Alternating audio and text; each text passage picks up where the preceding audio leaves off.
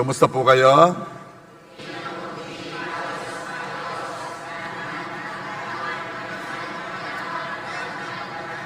Amen, amen, amen. Praise God. And so be it. At maganap. Ready na kaya? Ilan sa mga malalaki at mabubuting tanim ng Pilipinas na siguradong magbibigay ng malaki at mabuting ani ay nung tinanggap natin ang around 1,300 Jews, mga Hudyo, na tumataka sa persecution ng mga Nazi Germans noong World War II. Kasi sa Europe noon ay iniipon nila at tinuhuli ang mga Hudyo, dinadala sa concentration camps, pinag-hard labor, pinapatay systematically sa gas chamber ng mga Nazi Germans. Alam ninyo, sa lahat ng mga authoritarian, dictator, yang mga yan laging naghahanap ng kaaway at irarali ang mga supporters niya na yun ang kaaway. So, lagi yung gagawa ng kaaway.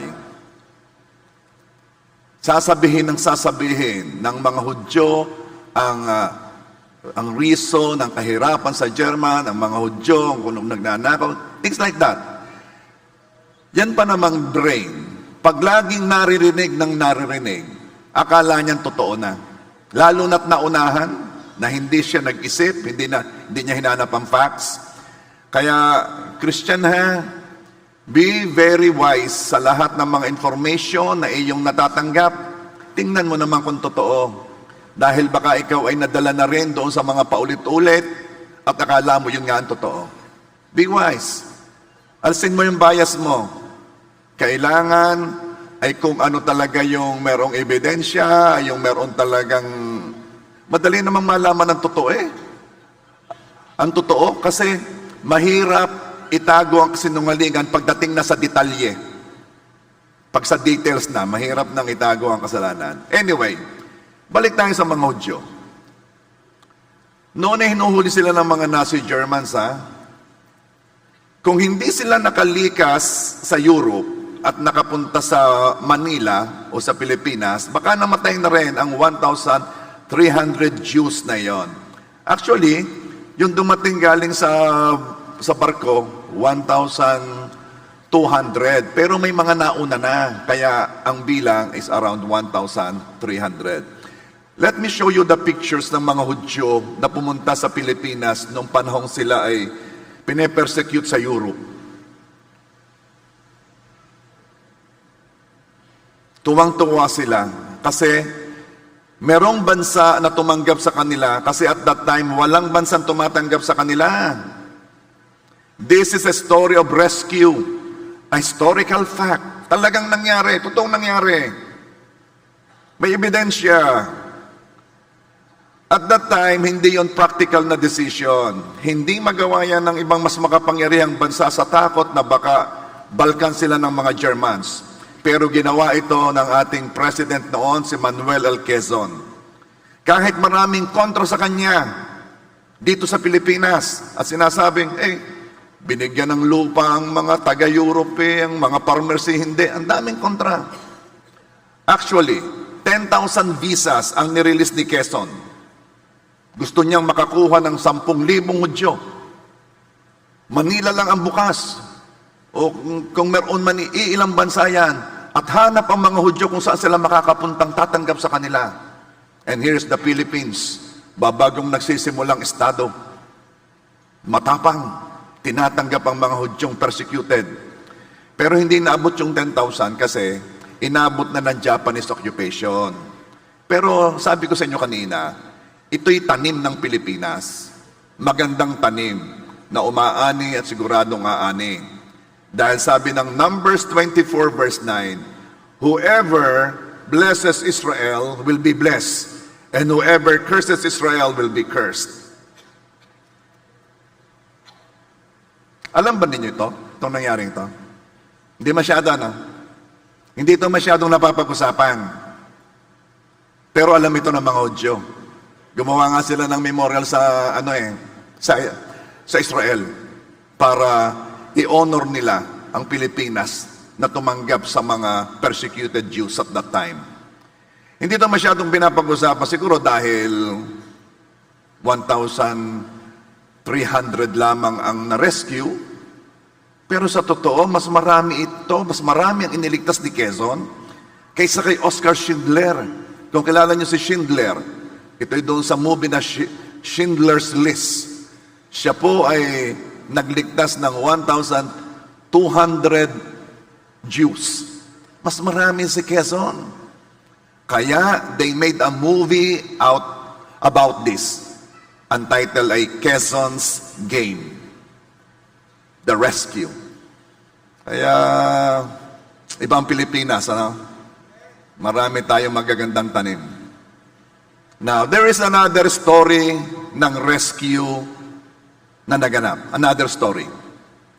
Hindi lang naligtas ang 1,300 people. Ang iniligtas, lahat. Lahat ng tao sa mundo. Pinapanganak, ipapanganak, nabubuhay, lahat. Lahat ng tao na willing maligtas. Ililigtasan sa consequences ng kasalanan. Isaiah 59 verse 2. But your iniquities have made a separation between you and your God. Ang inyong mga kasalanan ang nagpahiwalay sa inyo at sa inyong Diyos. Ang pinakamatinding resulta ng kasalanan ay ang pagkahiwalay sa Diyos. At ang tawag ng Bible sa pagkahiwalay sa Diyos ay kamatayan. Romans 6:23, for the wages of sin is death. Yes, kamatayan ang resulta ng kasalanan. Kamatayan meaning walang hanggang pagkahiwalay sa Diyos. Or physical death, then eventually the second death, which is lake of fire in eternity. Basahin ko sa inyo. Revelations 20:14 and 15. Then death and Hades or Hades were thrown into the lake of fire. This is the second death, the lake of fire. And if anyone was found whose name was not written in the book of life, he was thrown into the lake of fire. Yan na. Yan ang dulo. Yan ang resulta ng kasalanan. Yan ang mangyayaring pagkahiwalay sa Diyos. Kaya minsan, walang takot ang tao sa Diyos ay dahil hindi nila naunawaan na talagang may lugar na ang tawag ay impyerno. It is a place. Talagang yun ay hindi yan, may nagsasabing ang impyerno din nasa Pilipinas na rin. Ang langit din nasa Pilipinas na rin. No. It is a separate place. At hindi lamang sa talagang may lugar ng impyerno, hindi nila naunawaan na talagang dadalhin doon ang hindi tatanggap sa kaligtasang iniaalok ng Diyos through Jesus. Kaya sabi ng Matthew 10:28, do not be afraid of those who kill the body but cannot kill the soul. Ang daming nananakot dito. Ang daming taong nananakot ng what they can do. Sabi ng Diyos, huwag kang matakot. Sa kaya laang patayin ay katawan, hindi naman kayang patayin ang kaluluwa. Ito ngayon, rather, be afraid of the one who can destroy both soul and body in hell.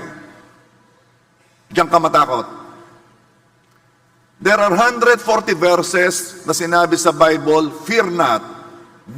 Don't be afraid. Fear not. 140 times. Pero sa verse na ito, hindi sinabing fear not. Talagang sinabihan tayong be afraid.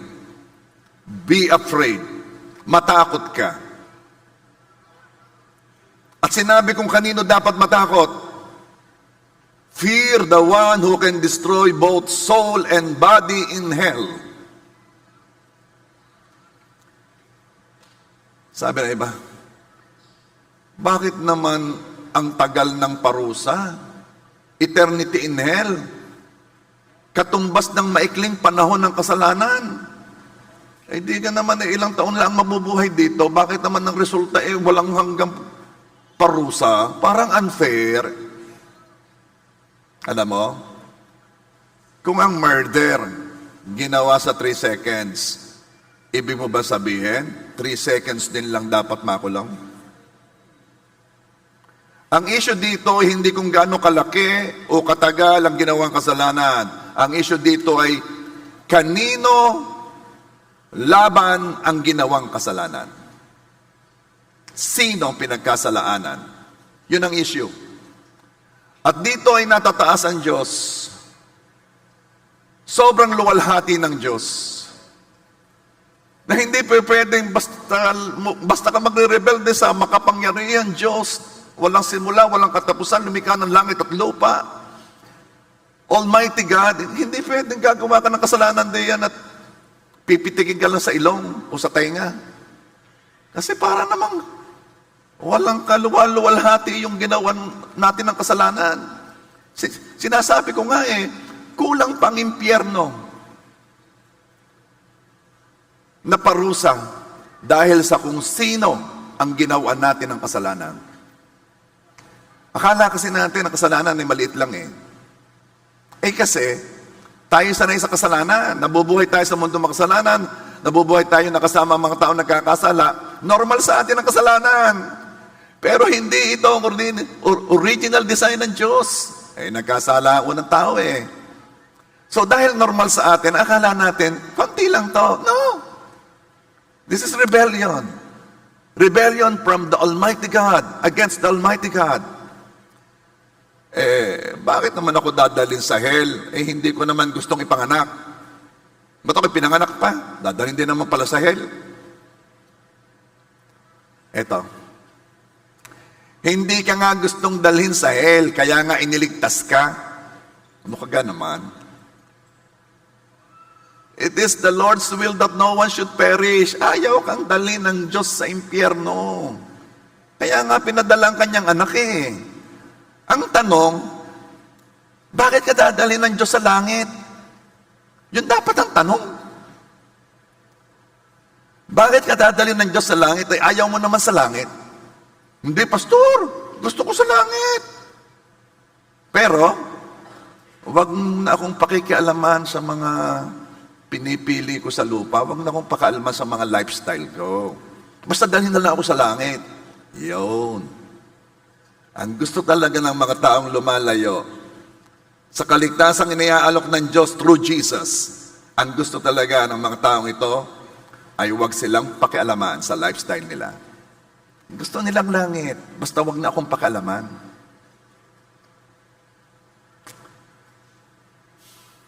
Ang iba hindi matakot sa Diyos kasi ang akala kasi nila ay laging malulusutan ang consequences ng kanilang kasalanan.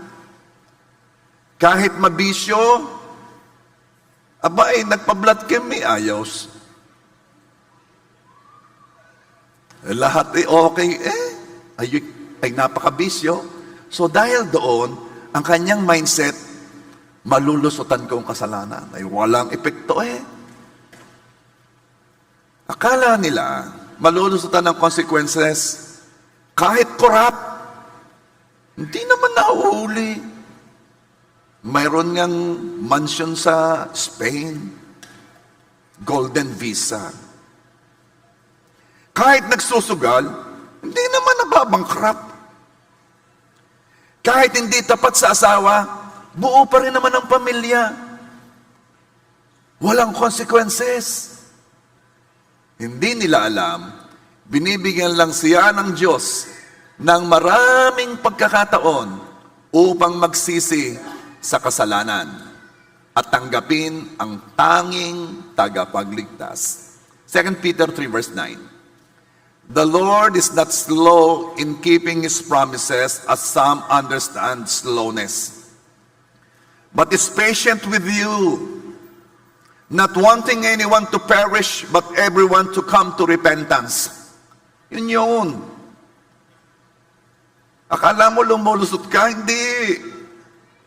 Patient lang si God. Binibigyan ka ng maraming pagkakataon to repent. Ang akala kasi ng iba ay laging may panahon pa.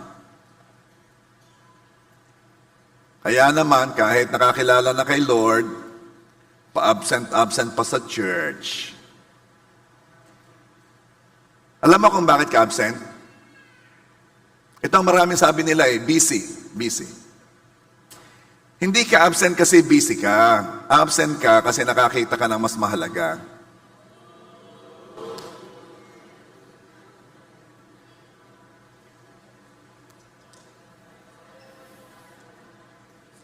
Mga 5 minutes para pumasok. So kung wala ka sa church, meron kang mas mahalaga na ginagawa. Aha! Isaiah 55 verse 6, seek the Lord while He may be found. Call on Him while He is near. Bay, hanapin mo hanggat makikita pa. Bakit? Tayo po'y nasa grace, the church age, the age of grace. Ika'y nakakaranas ng biyaya, isang panalangin mo, nandiyan ang Panginoon. Hindi laging ganon. Kaya sabi ng Isaiah 55 verse 7, let the wicked man forsake his way, and the unrighteous man his thoughts. Let him return to the Lord, that He may have compassion, and to our God, for He will freely pardon. Sin is always destructive, but repentance is always constructive. Akala ng iba, yung mga utos ng Diyos, katulad ng thou shalt not commit adultery, thou shalt not lie, thou shalt not steal. May mga utos pa diyang iwasan ng paglalasing. Daming utos sa Bible eh. Akala ng iba, yung mga utos na yan, ay sila'y binabawasan ng kagalakan. Akala nila si Lord KJ. Di mo lang naunawaan how it is to live a life na ayos kayo ni Lord.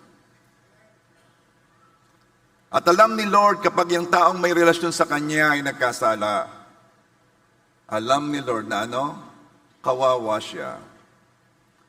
Kaya ikaw ay pinipigilan ng Diyos na magkasala kasi mahal ka niya eh. Alam niyang kawawa ka eh. Talaga. Kung makikita lang natin ang puso ng Diyos, kapag tayo nagkakasala, hindi siya galit ha? Hindi siya galit. Siya habag na habag sa kanyang anak. Dahil alam niya, yung dadaanan niyang feeling of guilt, of separation, yung feeling na yon. Sa isang may relasyon sa Diyos, ang katatakutan niya ito, ang mapahiwalay sa Panginoon. Ang Diyos hindi hihiwalay eh. Pero yung taong nagkakasala, ang ramdam niya, hiwalay siya. At kung talagang nasa iyong Panginoon, sa hirap magkasala. Kaya kung sa ngayon, tingnan mo kung talagang ang iyong pag-commit ng kasalanan parang naglolomi ka lang, come on. Luhod, hingi ng tulong sa Diyos, nabiyayaan ka. Biyayaan ka na talagang magkaroon ng malapit na relasyon at sabihin mong ayaw kong magkasala. Are you there? There is a testimony ng isang lesbian from other church. Siya si Sister Digna. Matagal na dumadalo sa church, pati sa small group. Until one day, dumating na siya sa biyaya ng pagsisisi. the day of, dumating na yung biyaya ng repentance.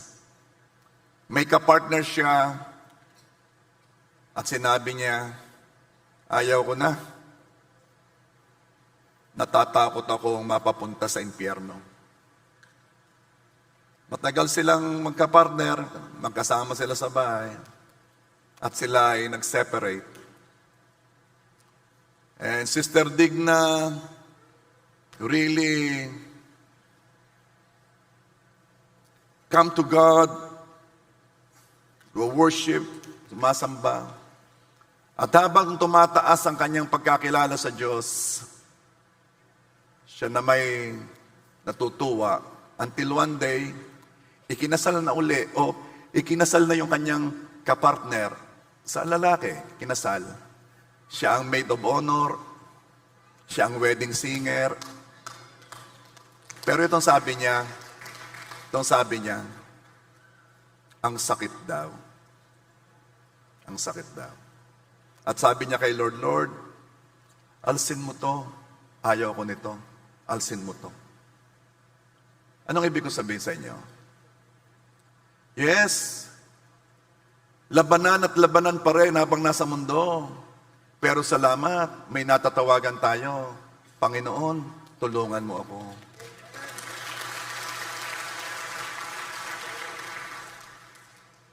By God's grace, by next year, she will be a guest here. By God's grace. There is a judgment day. May araw ng paghusga. Araw na pananagutan natin ang lahat nating ginawa sa lupa. 2 Corinthians 5 verse 10. For we must all appear before the judgment seat of Christ, so that each of us may receive what is due us for the things done while in the body, whether good or bad. Talagang dadating yung araw na yon.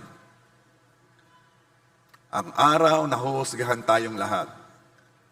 Kung sa lupa ay nakakalusot ang mga kasalanang ginagawa, walang consequences.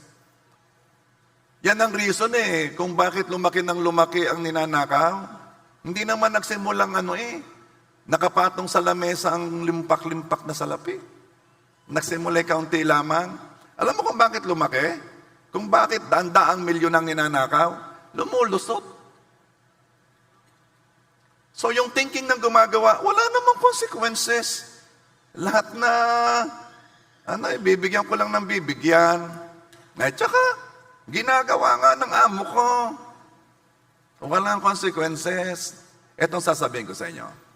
Kung sa lupa'y nakakalusot ang mga kasalanang ginawa at walang consequences mang dumating, sa pahuli, aabutan pa rin tayo ng kasalanan. Aabutan pa rin ng kasalanan ng gumagawa nito. Pananagutan pa rin natin ito. Saan po? Sa korte po ba? Sa Supreme Court po ba? Sa International Court po ba? Hindi. Sa judgment seat of Christ. Kung noon ang dumating isa suffering Messiah, ang sunod na makakaharap ay hindi na suffering Messiah, hindi na Diyos na nakapako sa krus. Ang sunod na haharapin ay Diyos na nakaupo sa trono at naghuhukom sa ating ginawa. That is a terrible day sa mga taong hindi ligtas. Accountability is a foundational aspect of our faith. We are all responsible for the lives we lead and should accept the consequences of our choices. Sa Judgment Day, kung hindi mo pa rin tinatanggap ang pagliligtas ng Diyos sa pamamagitan ng kanyang anak na si Jesus, you don't want to be there. Ayaw mong mapaharap sa judgment seat of Christ.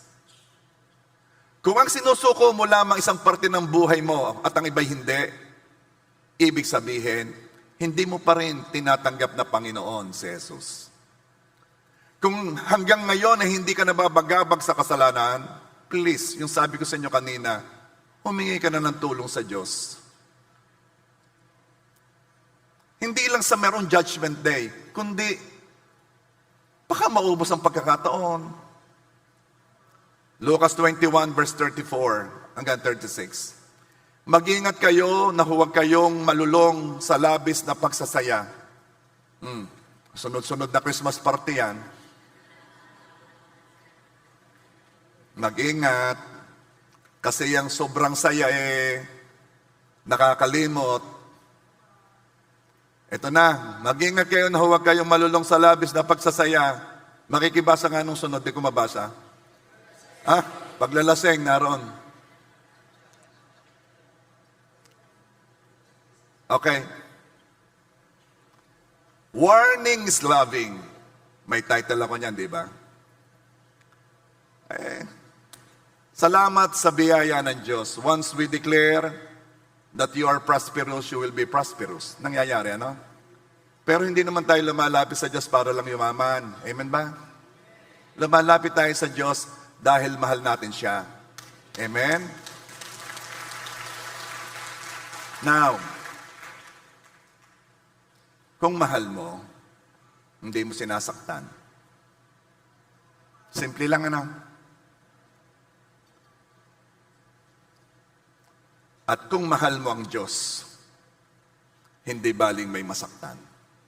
Huwag lang siya.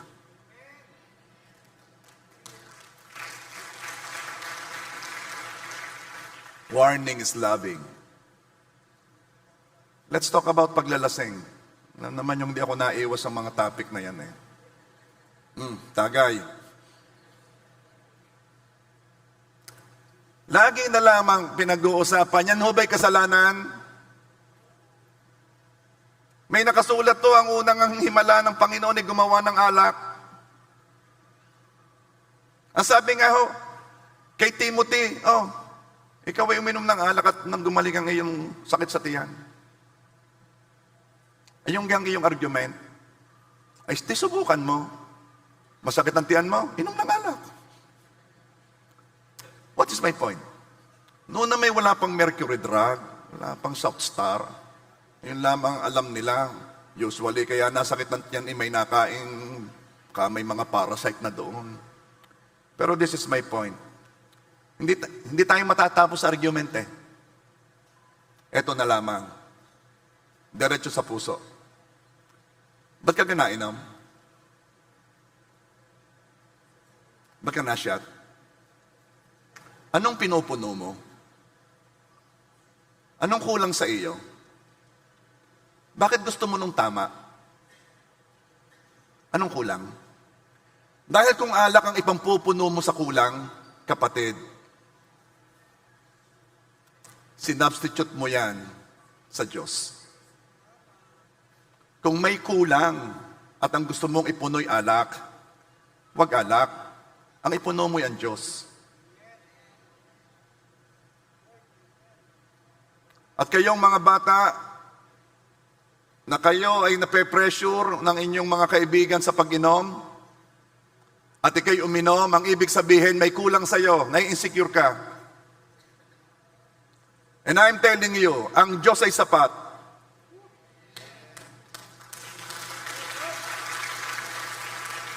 At kung mamimili ka ng sasaktan, huwag ang Diyos. Huwag ang Diyos. Dahil ang utos niya, love Him with all your heart, with all your mind, with all your soul. Padalwa pa lamang ang love others. You cannot love others without loving Him. Nagsisimula ka sa first commandment. Doon lagi nagkakamali ako ho ay nakisama lang Ako ho pinagbigyan ko lamang kasi nga mabait yan sa akin. Ayaw nga, paano ang Diyos? Pinagbigyan mo ka ang Diyos. Ang Diyos ka hindi mabait sa iyo. Siya muna. Sabihin mo sa katabi mo, simula ngayon, bahala na ikaw. Pero sa totoo lang, hindi naman natin kayang baguhin ang tao. Ang kaya lang natin ay magpaalala, ibigin siya, mahalin siya. At kayo naman, ng inyong mahal sa buhay, barik pakibarik, ay Huwag na naman ninyong totoong inag. Pag-pray na lang nyo na ipag-pray. Tapos, buksan ninyo ang inyong cellphone, buksan ang YouTube, at inyong ipakinig sa kanyang preaching na ito. Itama ninyo doon sa sinabi kong yun. Uy, nagkataon.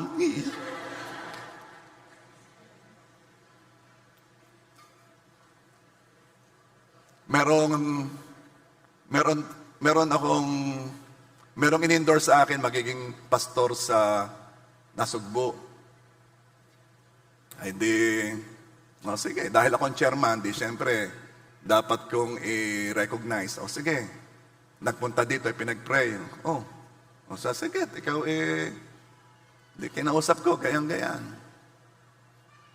Tapos may sinabi sa akin, ako'y matagal ng Christian. Kayo'y nag-geges pa noon. Doon sa Kalatagan, ako'y nandoon. Tapos, pinag-prayho niyo ako. Ayan naman hindi ko na natatandaan. Nung ka namang mag-altar call, pagpe-pray ko. Tapos, sabi ho ninyo sa akin, ang umaattend pala ho yung aking asawa, ako ho'y inimbita lang ako. Okay. Sabi sa akin, nung pinag-pray ho niyo ako, ang sabi ninyo sa akin, ikay gagamitin ng Diyos kung isusuko mo yang nasa katawan mo. Tapos umalis na ho kayo. Sinabi ko yun. Sabi sa akin Pastor, nung pinag-pray niyo ako, puno ho ng shabu ang bag ko Sabi ko Ay di, pag-uwi daw niya, tinanong daw niya kanyang asawa, ako kayo sinusumbong mo. Mali, hindi ko naman kayo kilala. Ay di, pinag-pray ko, sabi ko, ikaw i-recognize ko, sabi ko, wala ka ng shabu. Tawa Ano ang aking point? Ano ang aking point dito? Kung may mamahalin ka, mahalin mo ang Diyos.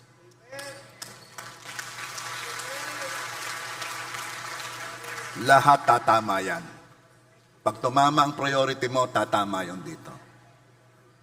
Okay? Pag sinabihan ka ng asawa mo, huwag kang umattend, anong gagawin mo? Attend! Pag hindi ka umattend, edi napaltan na ang Diyos. Ang first commandment, love your husband with all your heart, with all your mind, with all your soul. And second commandment, love God like you love yourself. Pag sinabi ng parents mo, anak, kung saan napunta? Ba't ikaw pag Sunday laging wala? Saan ka napunta? Ano sasabihin mo? Diyan lang ho. Sa church. Alam mo, mahal natin mga magulang, Pero dahil mahal natin sila, we have to stand. Ano ho? We have to stand on our faith. Kasi hindi mo sila maaakay kung hindi nila makita sa iyo na hindi ka naman naninindigan sa pinananampalatayanan mo. Nangyari sa simula may labanan yan. Pero pag nakita nila, ay ibang natagpuan ng anak kong ito. Mamaya sasama na yan.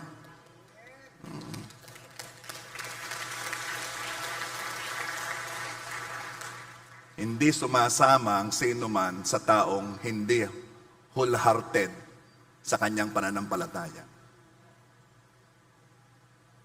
Pare, barik pa. Sama ka sa akin sa church, ha? Ay, siya ka.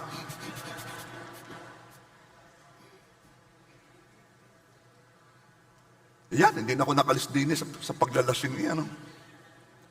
Mag-ingat kayo na huwag kayong malulong sa labis na pagsasaya, paglalasing. At matuon ang inyong pag-iisip sa mga alalahanin ng buhay na ito. Naku, mag-ingat din daw sa mga worry, sa mga ang dami mong inaalala. Ay, ano ka nang totoong iniisip mo? Kung meron kang nawawala at hindi mo makita sa inyong bahay hanggang ngayon iniisip mo, sa kuga na ipatong yon, tumigil ka na ng pag-iisip. Yay makikita mo pag di mo hinahanap. Tama?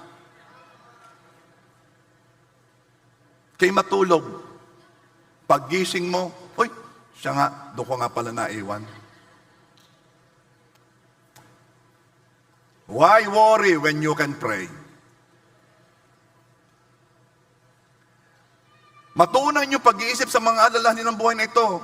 Kung hindi, bigla kayong aabutan ng araw na iyon. Yan na, hindi mo nalaman, dumating na yung araw. Bakit? Lasing eh.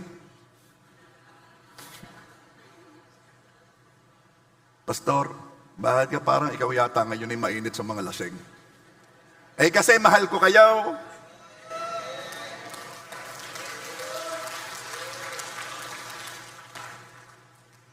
Ari naman hindi ko kayo binabago.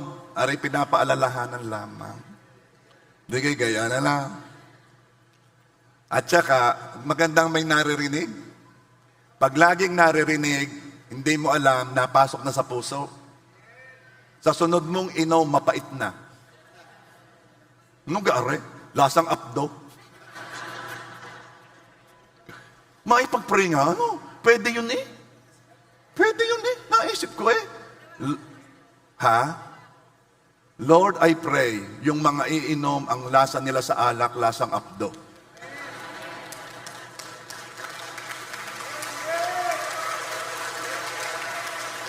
Amen. At Lord, yun namang nagsisigarilyo at nagbe-vape. Anong gusto ninyo? Anong gusto niyo para ano?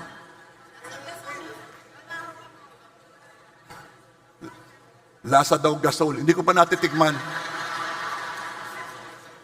Uy, lasang gasol.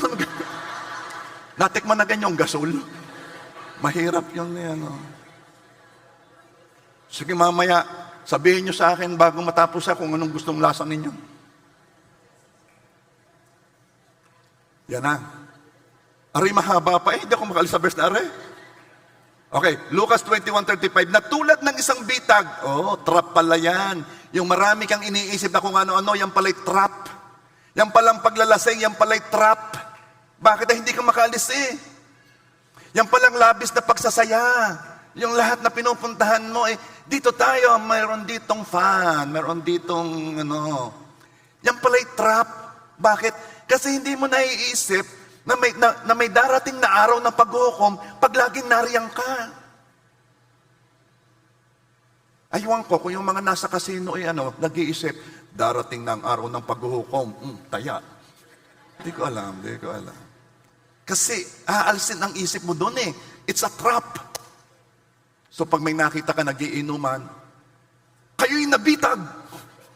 Ang pinagsasabi nito. Hindi ninyo alam ang nangyayari.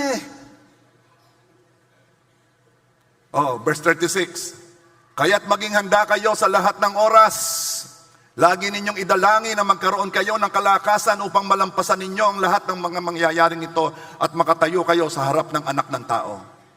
Lagi ninyong idalangin na kayo makakaharap sa Panginoong Hesus. At masasabi niyo, ako po'y nanampalataya sa inyo.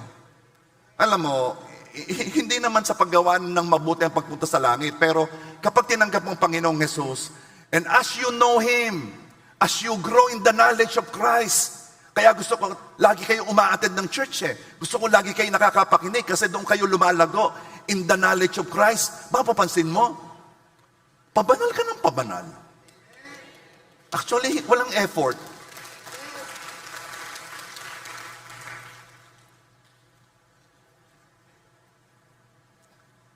Katulad natin ay mga tao na dinaanan ng baha. Remember yung baha sa Cebu? Sobra, Tumataas ang tubig, lumalakas ang agos. Ginawa ng lahat para iligtas ang sarili at ang pamilya. Pumunta sa second floor ng bahay, pero pataas pa rin ng pataas ang tubig, palakas pa rin ng palakas ang agos. May papakita ko sa inyo. Siguro naman tinakita na rin nyo, pero baka merong hindi I'll show you a video clip ng baha. Show the way to live inside your heart. All my days, all my life,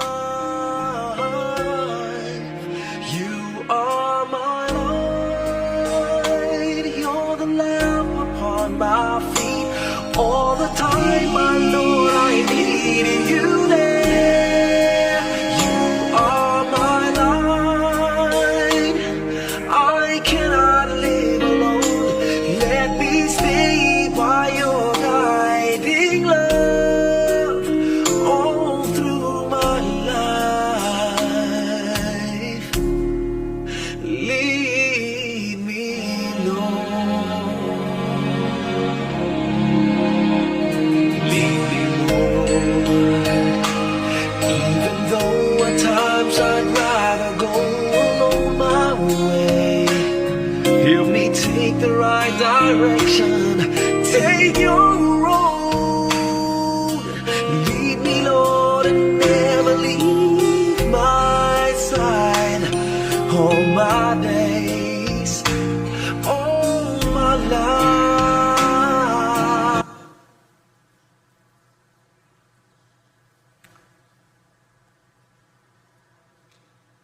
Alam mo, sinabihan naman tayo ng gobyerno ng dapat gagawin, magdala daw ng bag na ilagay doon ang mga kailangan pag may emergency. Kailangan may flashlight, may extra battery, dala yung gamot na pang maintenance.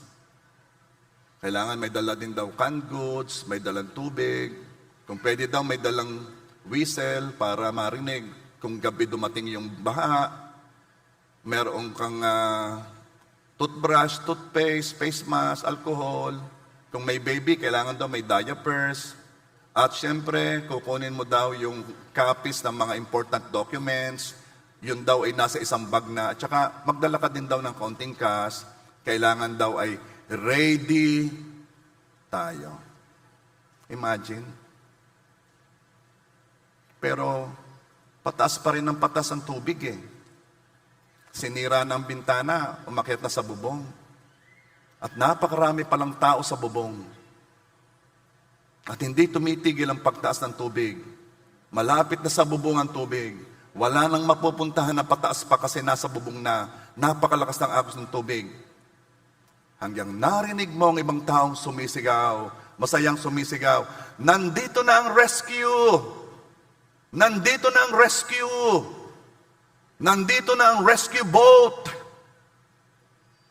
Katulad tayo ng mga tao ngayon, siguradong mapapahamak dahil sa kasalanan. Siguradong mapapahamak ang tao dahil sa kasalanan. The wages of sin is death. At may ipinadala ang Diyos na magliligtas, si Jesus. Na sa halip na tayo parusahan ng walang hanggang pagkahiwalay sa Diyos or impyerno, ay nakatawang taong isang Diyos. At siya ang kumuha at tumanggap ng parusa ng kasalanang dapat ay sa atin. Iniligtas ng Diyos ang tao sa parusa ng kasalanan. Ang kailangan na lang, maniwala at magtiwala kay Jesus. Ang kailangan na lamang, sumakay tayo sa bangka. Napakagandang mensahe ng kaligtasan. A message of rescue na kailangang marinig ng lahat. The rescue of our eternal souls. A rescue from eternal death. But sad to say, others did not avail of this privilege. Hindi sila sumakay sa bangka. Ang ibang nasa bubong, nanatiling nasa bubong. Bakit? Kasi nalinlang sila ni Satanas. 2 Corinthians 4 verse 4. Sa kanilang kalagayan, binulag ng Diyos ng sanlibutan ito ang pag-iisip ng mga hindi nananampalataya upang huwag nilang makita ang liwanag ng ebanghelyo ng kaluwalhatian ni Kristo na siyang larawan ng Diyos. Binulag upang hindi makita ang bangka. Di sila naniwala. Akala nila hindi nila kailangan ng rescue. Akala nila there is no hell, there is no judgment day. Akala nila huhuparin ng baha. Lagi namang tumitigil ang ulan. Hindi nila alam ubos na ang panahon na ibinigay sa kanya upang magsisi at tanggapin si Jesus. Nang iba naman, naniwala silang may hell. Kaya lang, may iba silang pinagkatiwalaan na magliligtas. Ito yung kanilang mga mabubuting gawa. They believe that they are good enough to earn heaven. Ang iba naman ang niyapos ay ang kanilang relihiyon. Walang relihiyong namatay para sa atin. Walang relihiyong nagbayad ng kasalanan natin. Hindi relihiyon ang niyayapos. Ang niyayapos ay si Jesus na siyang nagligtas sa atin. Huwag ninyong yayapusin ang Jesus the Anointed One Church. Si Jesus the Anointed One ang ating yayapusin.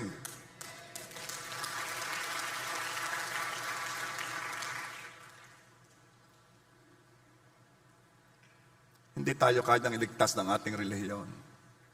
Kahit anong relihiyon. Isa lamang pangalan ang ibinigay sa silong ng langit upang ating ikaligtas, walang iba kundi ang Panginoong Hesus.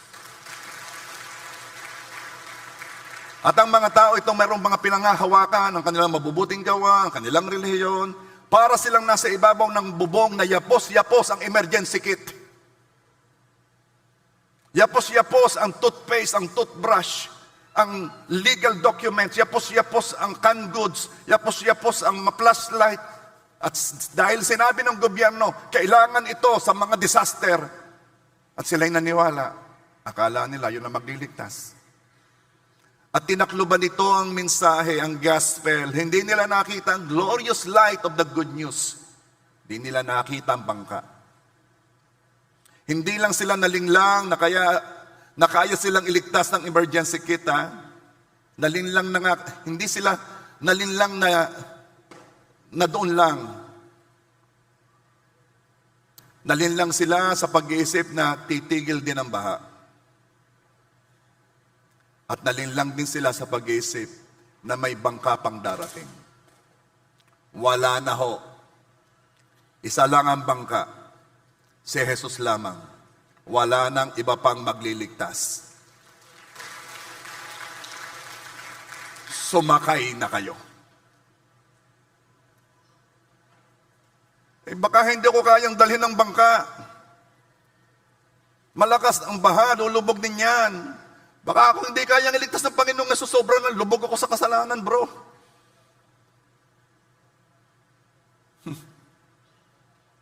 Sasabihin ako sa iyo, isama mo lahat ang bigat ng kasalanan ng mundong ito, luwag pa ang bangka.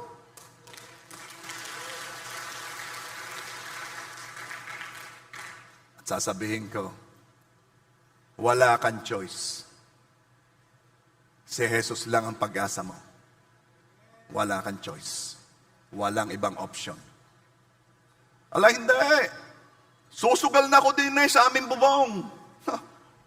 Matibay ito, puyat.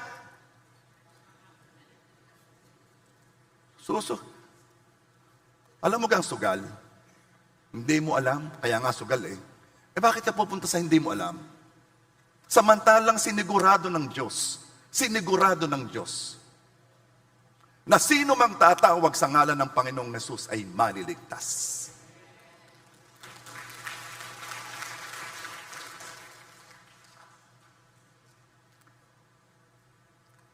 2 Corinthians 4 verse 3, at kahit ang aming ebanghelyo ay natatakluban pa, ito'y may talukbong lamang sa mga napapahamak. Natakluban lang ni Satan ang mensahe sa mga hindi naniwala at nagtiwala sa bangka. Pero sa mga naniwala sa bangka, ito'y isang mabuting balita. Sa nanampalataya, ang mensahe ng kaligtasan na isang glorious light, isang napakaliwanag na mensahe, at sila'y naligtas. Paano binulag ni Satan ang isipan ng sanlibutan? Bottom line, ito yon. Lahat ng paraan na gagawin, ito lamang ang pupuntahan. Ano yon? Huwag manampalataya kay Jesus. Manampalataya means maniwala at magtiwala. Isa-substitute niya ang kung ano-ano. Pwede niya i-substitute ang science, the knowledge of this world. Alam mo naman ang science, ano? Ang pinaniniwalaan lang ay ang nakikita.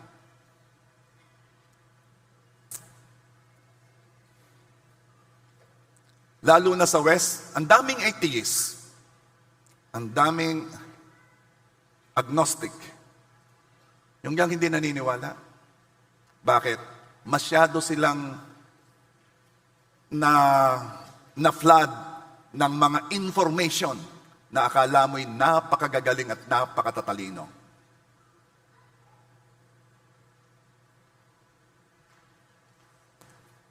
At dahil hindi nanampalataya, anong resulta? Hindi makita ang liwanag ng Ebanghelyo ng kaluwalhatian ni Kristo. 2 Corinthians 4, verse 4, sa kanilang kalagayan, binulag ng Diyos ng sanlibutan ito, meaning si Satan, ang pag-iisip ng mga hindi nananampalataya. Basta hindi nanampalataya, bulag ang isip. Pag hindi ka naniwala at nagtiwala kay Jesus na kaya kang iligtas ni Jesus, ikaw ay nadaya na ni Satanas, nabulag ka na. At bibigyan ka ng ibang paniniwalaan. Science, paniniwalaan mo hanggang ngayon, pabago-bago. Ang sabi nila sa amin noon, ang planeta daw meron daw Pluto. Ngayon daw wala na. Ang dami na babago. Ang sabi nila, pinakamaliit na particle ay atom. Ngayon meron na mas maliit. Absent ako nung tinuro.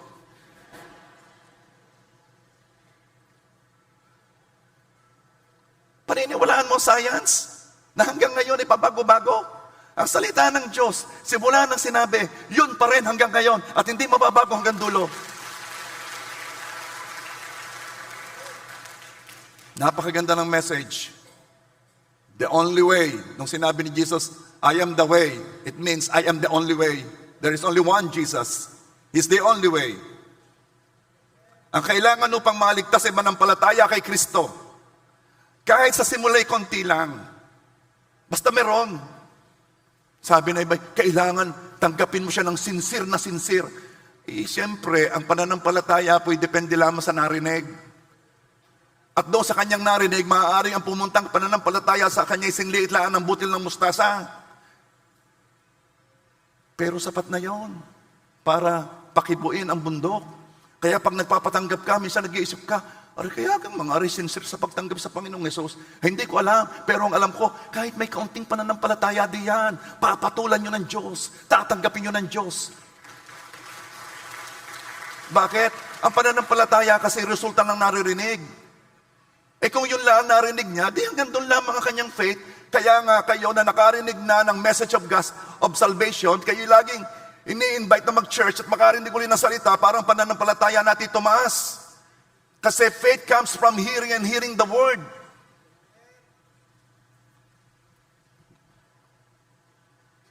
Alam mo ba, ang pananampalataya kay Kristo ay nagsisimula kapag nakarinig ka ng salita niya at salita tungkol sa Kanya. Si Brother Dale de Mesay is from Italy. Siya ay naglilingkod doon sa Panginoon. Napaka-tindi niyang mag-share, mag-alaga. Meron siyang sineshare na Muslim. Alam naman yung Muslim, So, hindi sila naniniwala kay Jesus. Pero, siniran pa rin niya. Until one day, itong Muslim na ito ay nasa parang forest, naglilinis. At nagsilab siya doon nung kanyang nilinis. Hindi na niya, lumaki ang apoy, hindi na niya mapatay. Meron siyang stick, pinapatay niya, lumalaki. Ang kapal na ng usok. By the way, sa sunog, hindi siya namamatay sa apoy. Di ko sunog, hindi. Sa usok. Sa usok. Sa suffocate, di na makahinga, walang oxygen. Okay, cut. At ito hindi na makahinga. At itong Muslim na ito na sineshare ni Dale ay nanalangin, first time na tinawag, Jesus. Hindi si Allah, Kasi nashare lang niya. Sa kaunting salita, ang alam lang niya si Jesus ay nagliligtas. At sa kaunting alam niyang yon, may pumasok na kaunting pananampalataya, sapat para tumawag, Jesus, iligtas mo ako. Alam mo nangyari? May dumating na hangin, tinaboy ang usok, nakahinga siya.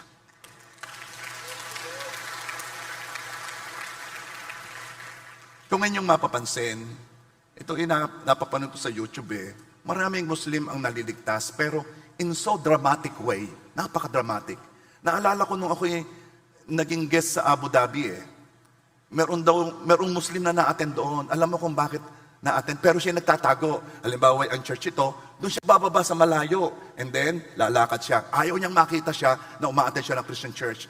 Alam mo kung bakit siya nanampalataya kay Jesus?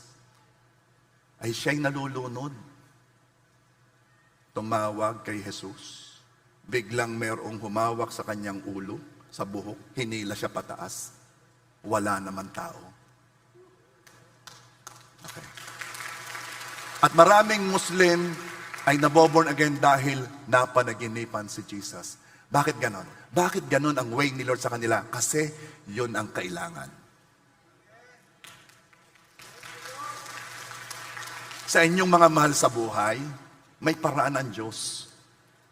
Patuloy kang manalangin, ihihit ni Lord yan sa paraang yun ang kailangan niya.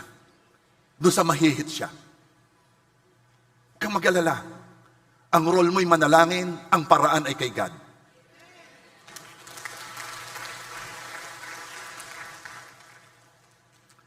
Ang pagtawag kay Jesus ay paniniwala at pananampalataya sa Kanya.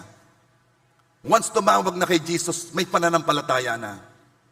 Kaya ang magpakilala si Jesus, ang pinakamatinding biyaya na matatanggap ng isang tao. Kaya kung mapapansin ninyo ako, pag meron nagpapapray, lagi ko sinasabi, Lord, reveal yourself to him or to her. Dahil yan po ang pinakamatinding biyaya, yung makilala mo natin si Jesus. Bakit? Doon lumalabas ang faith. I will close now. I will close now. Alam mo, napakatinding blessing ang kaligtasan ano? At napakagandang lagi maalala natin how blessed we are. Na binigyan tayo ng Diyos ng privilege na makilala siya. How blessed we are na somebody prayed for us. Nandito si Sister Dana Nandito ba Sister Dana? Kasama ba niya? Sir Sally? Makikita siya ng kamay. Ay yung kapatid ni Brother Bonnie. Ayun. Yeah. Tuwan-tuwa siya Sabi niya, ako po'y masaya kasi marami na sa aking pamilya ay nandito at naglilingkod sa Diyos, sumasamba sa Diyos. Higit na tuwang-tuwa siya kay Brother Bonnie. Dahil si Brother Bonnie, kung ang titingin ay mata ng tao, mahirap ma-born again. Sabi ni na BJ, anak ni Brother Bonnie, si BJ at saka si Joy, laging lasing yan Pag yay papasok sa bahay, sila'y napasok na sa kwarto kasi magsisisigaw na dong. Lasing ang tagal. Iniimbita. Yan nyo. Barako Hanggang isang araw, ako'y pupunta diyan pag ako'y abay nagpunta nga. Unang attend. Ako sinusumbong ninyo kay pastor. Bakit laging ako sinasabi? Pangalawang linggong attend. Ako na naman. Yes, ikaw na naman. Bakit? Mahal ka ng Holy Spirit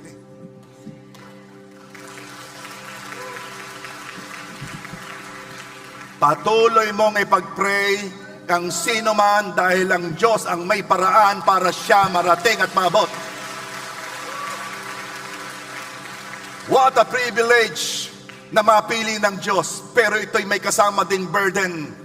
Ano yun? Burden for our families, for our loved ones, for our friends, na sila man ay makakilala sa Panginoon at sila'y mapalapit sa Diyos. Hindi tayo masaya na tayo lamang. Kaya patuloy natin silang itataas sa Panginoon. Patuloy tayong mananalangin at kikilos para sila'y mailapit natin sa Diyos. Amen ba, church? At ikaw naman na tumanggap ng biyaya ng kaligtasan, wala kang pwedeng gawin at wala nang mas mahalaga pa kundi ibalik sa Diyos ang pasasalamat, ang pagsamba, ibalik ang papuri sapagkat ikaw ay iniligtas. And that is what we're going to do now. Oh, praise to the Lord Most High. Oh, praise to the one who saved us.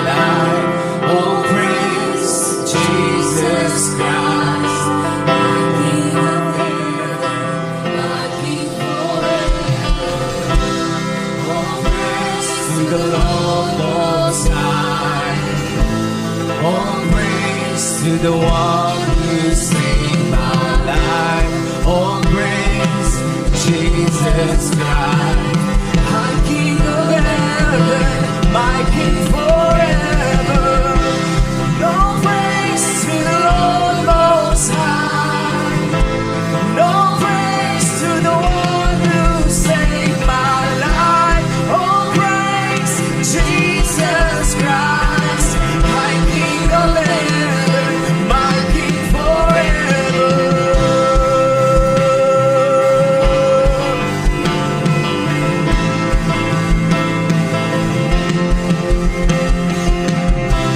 No praise to the Lord Most High. No praise to the one who saved my life. Oh, praise Jesus Christ, my King of heaven. May word na na-release ngayon. Ito ay word na kahit anong hirap maligtas sa tingin ng tao, kayang kilusan ng Diyos. May katapat na aksyon ng Diyos yan. So, kung may kilala ka, kung ito may mahal mo sa buhay, na sa tingin mo'y pagkakahirap, pero hindi mo sinasabi, ano? Sa tingin mo lang, siya lang o sila lang ang ipag-pray mo ngayon. Okay? Yung kasi ang word na na-release eh. Ipag-pray natin yan na para bagang kahirap maborn again ito. Para kang ano eh. Pero may sasabihin ako, walang mahirap, walang imposible sa ating Diyos. Okay, ngayon, I pray na ipakita sa inyo ng Holy Spirit kung sino yung taong yun. And then pray for those persons. Oh Father God, the Holy Ghost, I pray, show us these people na gusto mo ngayong matouch. Na gusto mo ngayong tapatan. Ang tigas ng puso, tapatan ng iyong masaganang biyaya. At kung sino man yon, sabihin mong pangalan niya sa Panginoon. Sige.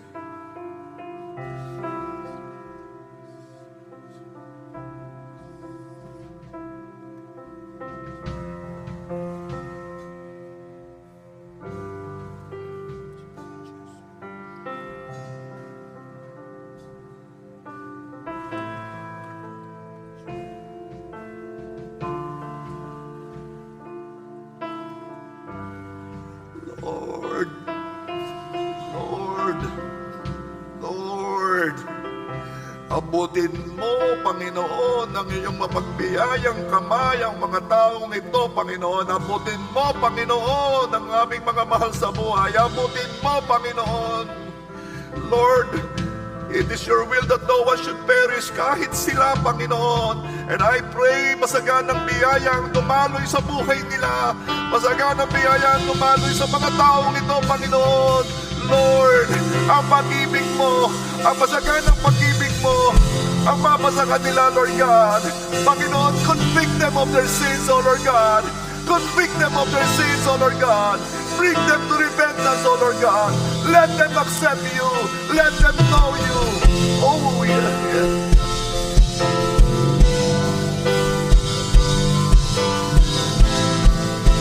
Stands above them all thrones and dominions, all powers and positions. Your name stands above them all.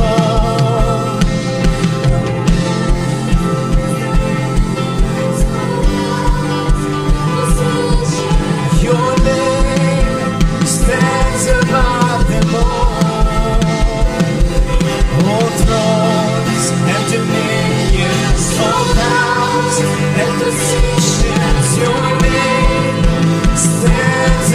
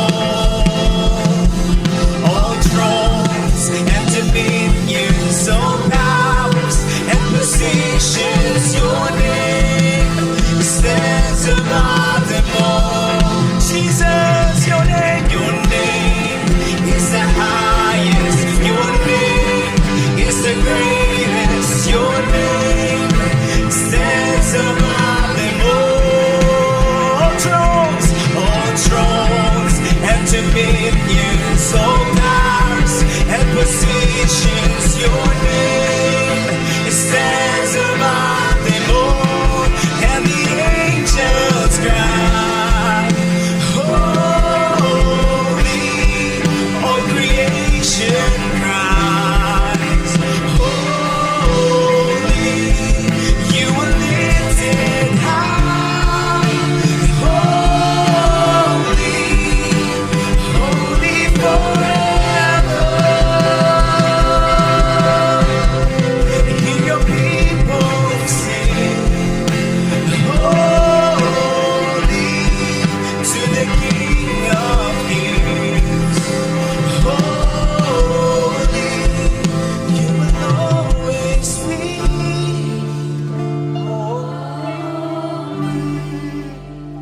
Holy forever. And the angels cry, holy. All creation cries, holy. You were lifted high.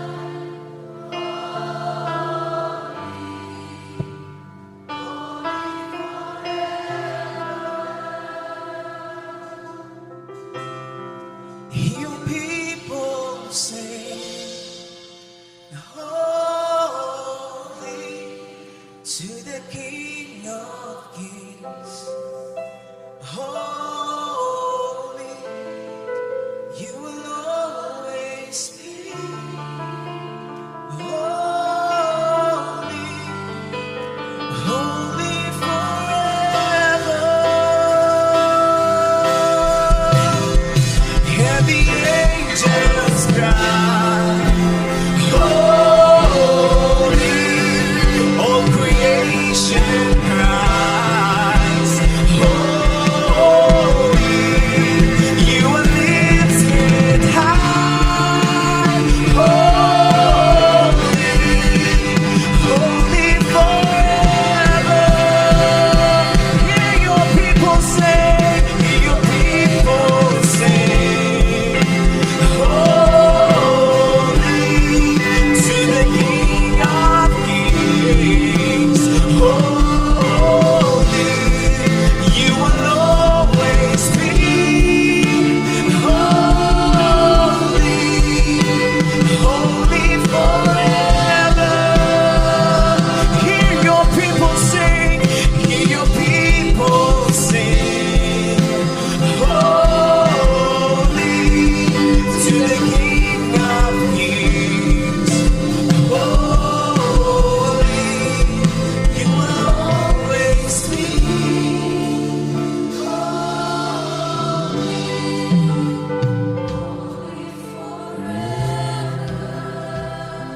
Church, be holy, for our God is holy.